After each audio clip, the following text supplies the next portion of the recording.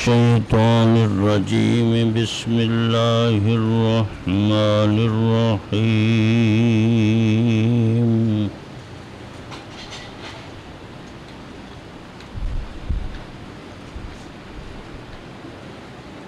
وأوفوا بعهد الله إذا عاهدتم ولا تنقضوا الأيمان بعد توكيدها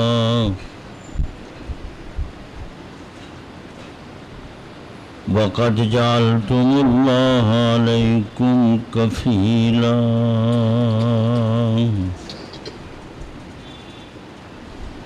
إن الله يعلم ما تفعلون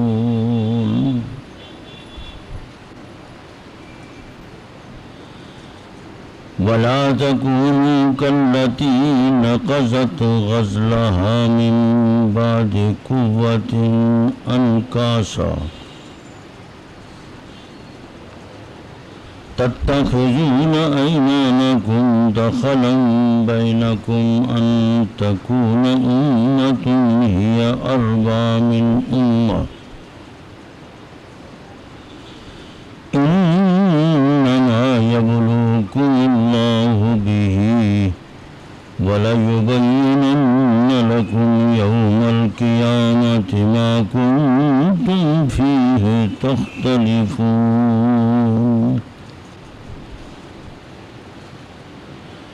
ولو شاء الله لجعلكم أمة واحدة ولكن يذل من يشاء ويهدي من يشاء وَلَتُسْأَلُنَّ عَمَّا كُنتُمْ تَعْمَلُونَ وَلَا تَتَّخِذُوا أَيْمَانَكُمْ دَخَلًا بَيْنَكُمْ فَتَزِلَّ قَدَمٌ بَعْدَ ثُبُوتِهَا وَتَذُوقُوا السُّوءَ بِمَا صَدَدتُّمْ عَنْ سَبِيلِ اللَّهِ وَلَكُمْ عَذَابٌ عَظِيمٌ وَلَا تَشْتَرُوا بِعَهْدِ اللَّهِ ثَمَنًا قَلِيلًا إِنَّمَا عِندَ اللَّهِ هُوَ خَيْرٌ لَكُمْ إِن كُنتُمْ تَعْلَمُونَ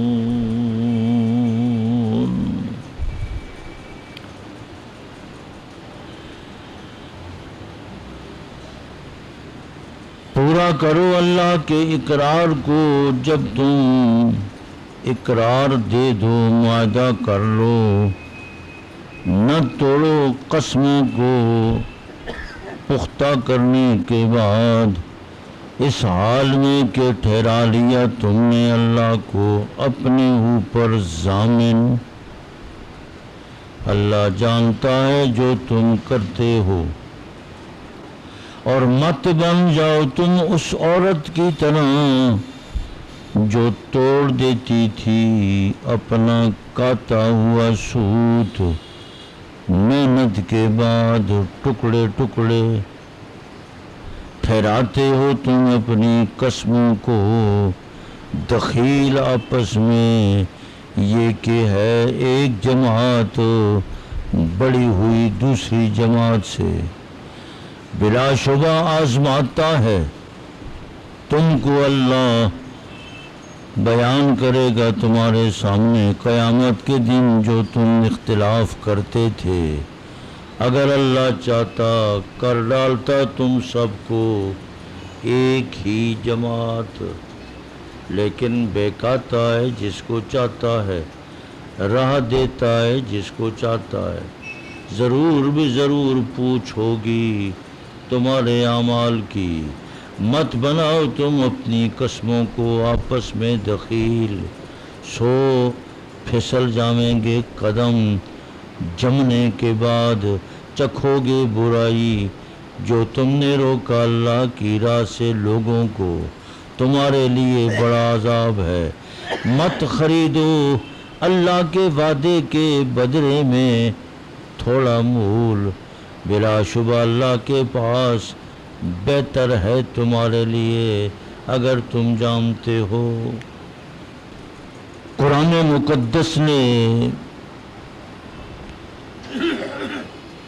پچھلی آیت کریمہ میں 3 چیزوں کا حکم دیا تھا، 3 چیزوں سے روکا تھا۔ تمام مفسرین، مشائخ، محدثین، فقہا اس آیت کریمہ کو قرآن پاک کی آیات میں سے جامع، کامل، اکمل قرار دیتے ہیں کہ اجمالی طور پر پورے قرآن کا خلاصہ اس آیت کریمہ میں موجود ہے۔ لیکن کچھ لوگوں نے تعریف قرآن کرتے ہوئے پہلی 3 آیات کو تو اپنی مراد پر ہی رکھا، عدل، احسان، قرابت داروں کی ادائیگی، لیکن آخری جو 3 امور ہیں اس میں تحریف کی۔ معاذ اللہ علیاذ باللہ، وَيَنْهَا عَنِ الْفَحْشَاءِ وَالْمُنْكَرِ وَالْبَغْيِ، تشریح آ چکی ہے کہ جو منکر، بے حیائی والے امور، معاملات، نامعقول باتیں، سرکشی، بغاوت خدا کی، رسول کی، اللہ پاک نے ان چیزوں سے منع فرمایا۔ لیکن شیعہ حضرات نے الفحشاء سے مراد معاذ اللہ ابو بکر، المنکر سے مراد عمر فاروق، اور البغی سے مراد عثمان غنی، علیاذ باللہ۔ وَيَنْهَا عَنِ الْفَحْشَاءِ وَالْمُنْكَرِ وَالْبَغْيِ، وہ اپنے لوگوں کے سامنے اس کی تفسیر یہ کرتے ہیں کہ روکا اللہ نے ابو بکر سے، عمر سے اور عثمان سے، یعظکم لعلکم تذکرون۔ ظاہر ہے کہ یہ بالکل سراسر تحریف قرآن ہے، قرآن کی تعریف ہے۔ قرآن کی حقیقت کے ساتھ اس تفسیر کا کوئی جوڑ، کوئی تعلق نہیں۔ حضرت صدیق اکبر رضی اللہ تعالیٰ عنہ آپ کی زندگی میں آپ کے مصلی پر کھڑے ہوئے، مرو ابا بکر فلیصلی بالناس، مرض الموت، مرض الوفات میں آپ نے 16 نمازیں پڑھائیں آپ کی زندگی میں۔ اس لیے یہ قادیانیوں کا فرقہ، انہوں نے بھی تعریف کی۔ پاکستان بننے کے بعد دریائے چناب کے کنارے پر ربوہ، اس کا نام ربوہ رکھا۔ سورہ مومنون میں حضرت عیسیٰ علیہ السلام اور حضرت سیدہ مریم کے بارے میں وَآوَيْنَاهُمَا بِرَبْوَةٍ ذَاتِ قَرَارٍ وَمَكِينٍ، یہاں یہ آیت کریمہ پیش کر کے قادیانی مرزائی کہتے ہیں کہ اس ربوہ سے مراد ہمارا ربوہ، اور ہم بھی دریا کے کنارے پر موجود ہے۔ یہ سراسر تعریف قرآن ہے، قرآن کی تفسیر کے ساتھ اس کا کوئی تعلق نہیں ہے۔ لہٰذا یہ آیت کریمہ اپنے مفہوم کے اعتبار سے اس کی میں نے وضاحت کر دی ہے۔ ان آیات کریمہ میں قرآن عزیز اس بات پر زور دیتا ہے کہ جو اللہ کے ساتھ قول و قرار تم کر چکے ہو، اس قول و قرار پر پورے اترو۔ اللہ کے ساتھ ہمارا قول و قرار، ہم نے ایمان قبول کیا، لا الہ الا اللہ محمد الرسول اللہ پڑھا، یہ اللہ کے ساتھ قول و قرار ہے۔ اس میں توحید بھی آ گئی اور اس میں رسالت بھی آ گئی۔ توحید کا اقرار بھی ہم نے کیا اور حضور پاک صلی اللہ علیہ وسلم کی رسالت کا اقرار بھی کیا۔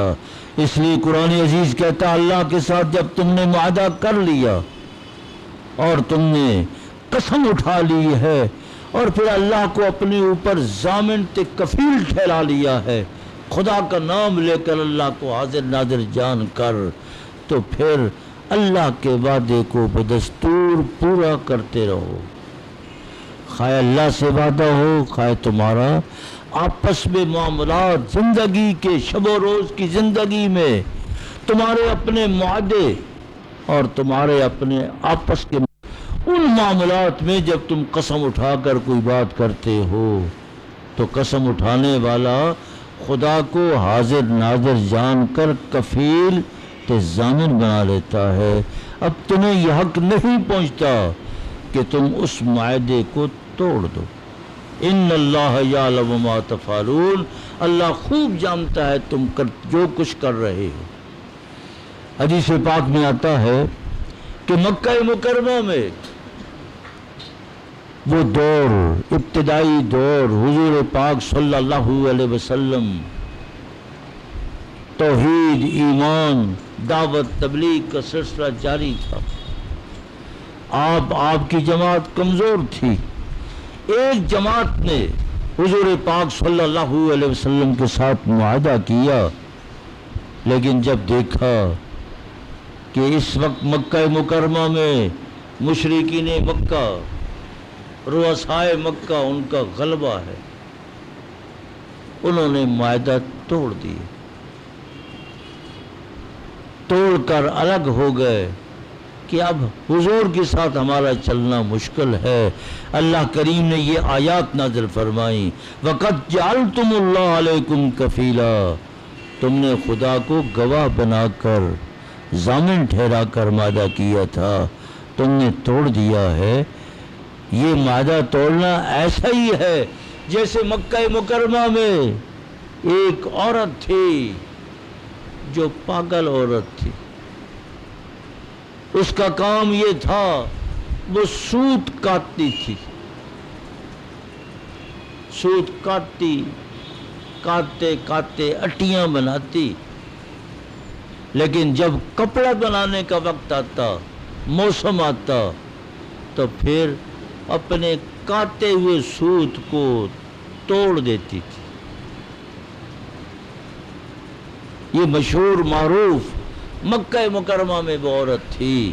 قرآن عزیز نے اس عورت کے ساتھ تشبیہ دیتے ہوئے ان لوگوں کو فرمایا کہ جب تم نے اللہ کے ساتھ، رسول کے ساتھ معاہدہ کر لیا تو معاہدہ توڑنے والا ایسا ہی بن گیا جیسے وہ پاگل عورت سارا سال سود کھاتی ہے، جب کپڑا بنانے کا وقت آتا ہے اس کو ریزہ ریزہ کر دیتی ہے۔ تم نے معاہدہ توڑ کر معاہدے کو ریزہ ریزہ کر دیا۔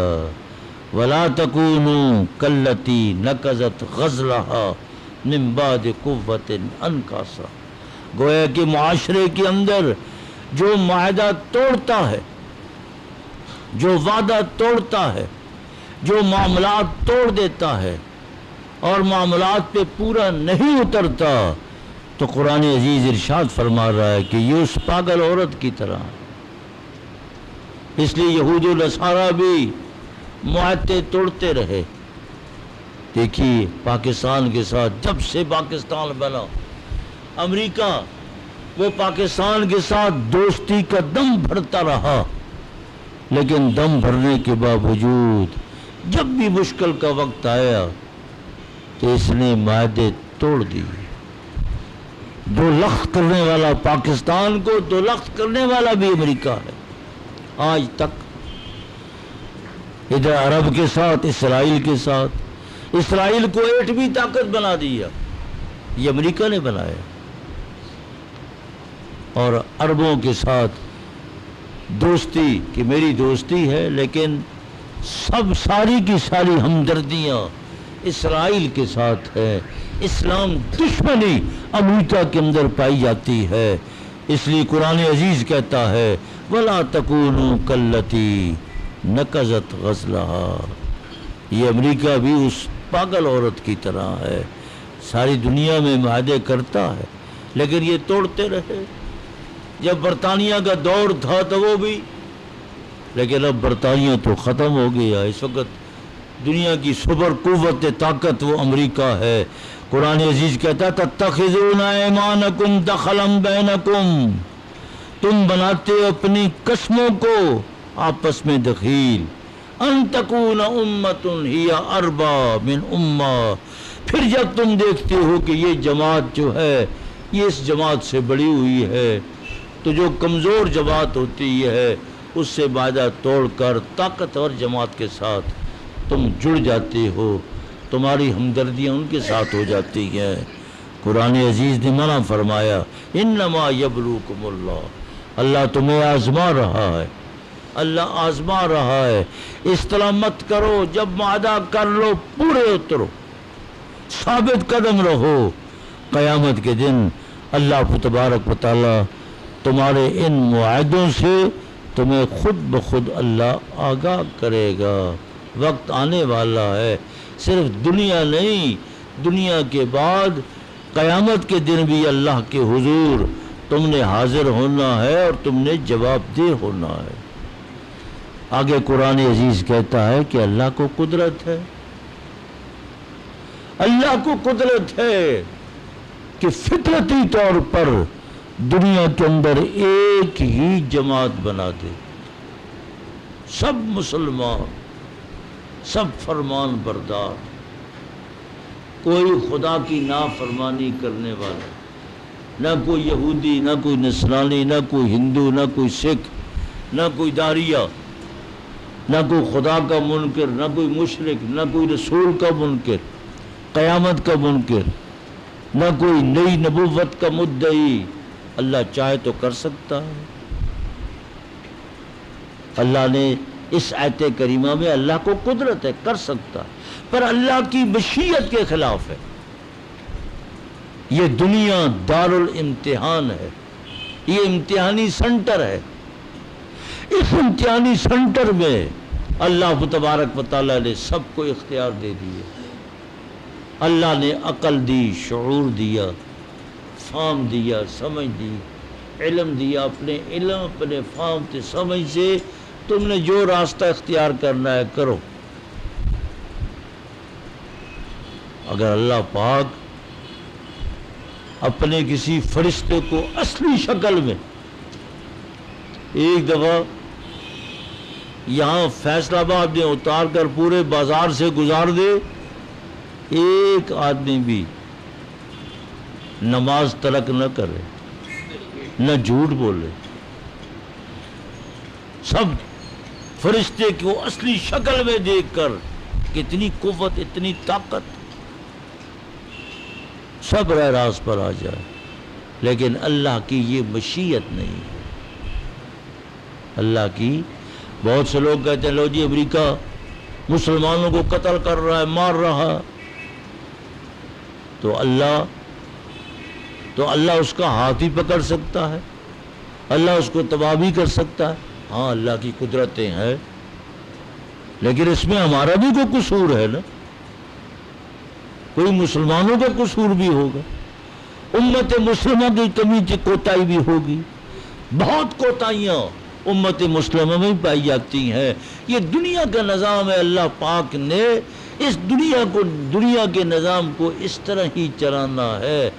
اگر ہر شخص مومن مسلمان خدا پہ بات چھوڑے اور خدا ایسا کر دے، خدا ایسا کر دے، ہاتھ پہ ہاتھ دھر کر بیٹھ جائے، تو پھر یہ امتحانی سنٹر تو نہ رہا۔ نہیں، ہم بھی اس کے مکلف ہیں، ہمیں مار بھی کھانی پڑے گی، ہمیں کسی کو مارنا بھی پڑے گا۔ ہاں جی، اگر رات ہے تو مقابلے میں اس کے دن بھی ہے، اگر صبح ہے تو اس کے مقابلے میں شام بھی ہے۔ تو اللہ کی مشیت یہ ہے کہ دنیا کے اندر لوگ اپنی عقل، اپنی فکر، اپنے علم، اپنے شعور کے ساتھ دنیا کے اندر زندہ رہے۔ وَلَٰكِن يُضِلُّ مَن يَشَاءُ وَيَهْدِي مَن يَشَاءُ، لیکن اللہ نے اپنی مشیت کے مطابق کسی کو بہکا دیا، کسی کو اللہ نے راستہ دکھا دیا۔ ہاں، تمہارے اعمال کے بارے میں قیامت کے دن اللہ پاک تم سے پوچھیں گے، سوال کریں گے، تم نے کیا کیا۔ حضرت شیخ مدنی رحمہ اللہ تعالی علیہ کے حالات میں لکھا ہے، جب تحریک چل رہی تھی ہندوستان کی تقسیم کی کہ یہاں ہندوستان اور یہ بر صغیر اس کو تقسیم کرنا ہے، تو حضرت مدنی رحمۃ اللہ علیہ بنگلہ دیش میں ایک دارالعلوم کے اندر موجود تھے، سوئے ہوئے تھے، خواب دیکھا، خواب دیکھ کر اٹھے، اپنے ساتھیوں سے خلفاء سے فرمایا کہ میں نے خواب دیکھا ہے بر صغیر کی تقسیم ہو چکی ہے، پاکستان بھی بن گیا اور بھارت بھی بن گیا۔ جتنے خلفاء تھے انہوں نے فرمایا حضرت جب آپ نے خواب دیکھا، تعبیر بھی دے دی ہے، تو پھر آپ چھوڑ دیں کام۔ فرمایا نہیں، میں اس کا مکلف تو نہیں ہوں، میں اس کا مکلف ہوں، جس چیز کو میں حق سمجھتا ہوں میں حق والی بات ضرور کرتا رہوں گا، خواہ تقسیم ہو چکی عالم بالا میں ہو جائے۔ اللہ، ہم مکلف ہیں حق کے، جب آپ حق کے مکلف ہے تو آپ نے حق پر چلنا ہے، وہ عمل کرنا ہے، وہ کام کرنا ہے۔ اس لیے اکابر مشائخ وہ جس چیز کو حق سمجھتے تھے پھر اس پر ڈٹے رہتے تھے، ثابت قدم رہتے تھے۔ اس لیے فرمایا وَلَا تَتَّخِذُوا أَيْمَانَكُمْ دَخَلًا بَيْنَكُمْ، اپنی قسموں کو آپس میں دخیل نہ بناؤ، اور پھر تمہارے قدم جو ہیں مضبوطی کے بعد پھسل جائیں۔ یاد رکھو جو کچھ تم نے دنیا میں لوگوں کو اسلام سے، ایمان سے، قرآن سے، دین سے روکا، قیامت کے دن ضرور اس کا عذاب چکھو گے۔ وَلَا تَشْتَرُوا بِعَهْدِ اللَّهِ ثَمَنًا قَلِيلًا، فرمایا خدا کے عہد کے بدلے میں دنیا کا تھوڑا مول لے کر اپنے آپ کو بیچ نہ دو۔ اللہ ہے جی، تھوڑا مول مت لو۔ یہ دنیا جو ہے یہ آخرت کے مقابلے میں، حدیث پاک میں آتا ہے، ایسے ہی ہے جیسے ایک چڑیا سمندر کے اندر چونچ ڈالتی ہے، اس کی چونچ میں کتنا پانی آتا ہے، اس کو پھر نسبت اس چونچ پانی کو سمندر سے کوئی نسبت ہوگی، دنیا کو اتنی نسبت بھی آخرت سے نہیں ہے۔ دنیا دنیا ہے، آخرت آخرت ہے۔ اس لیے فرمایا کہ وَلَا تَشْتَرُوا بِعَهْدِ اللَّهِ ثَمَنًا قَلِيلًا إِنَّمَا عِندَ اللَّهِ هُوَ خَيْرٌ، اللہ کے پاس جو کچھ موجود ہے اسی میں خیر ہے، اسی پہ اعتماد کرو، اسی پر بھروسہ رکھو۔ ان کنتم تعلمون۔ الحمدللہ رب العالمین والعاقبۃ للمتقین والصلاة والسلام علی رسولہ محمد وعلی آلہ وصحبہ۔ یا الہ العالمین، تھوڑی دیر کے لیے ساتھی، دوست، نمازی، روزہ دار تیرا قرآن سیکھنے کے لیے شرکت کی، شریک ہوئے، وقت دیا، اے اللہ اس وقت کو اپنی بارگاہ میں قبول و منظور فرما۔ اے اللہ ہمارے گناہوں کو معاف فرما، فہم قرآن عطا فرما، دین کی سمجھ عطا فرما، دین پر استقامت عطا فرما، دین پر خاتمہ فرما۔ اللہم اختم لنا بالخیر، اللہم اختم لنا بالخیر۔ صلی اللہ تعالی علی خیر خلقہ محمد وآلہ وصحبہ۔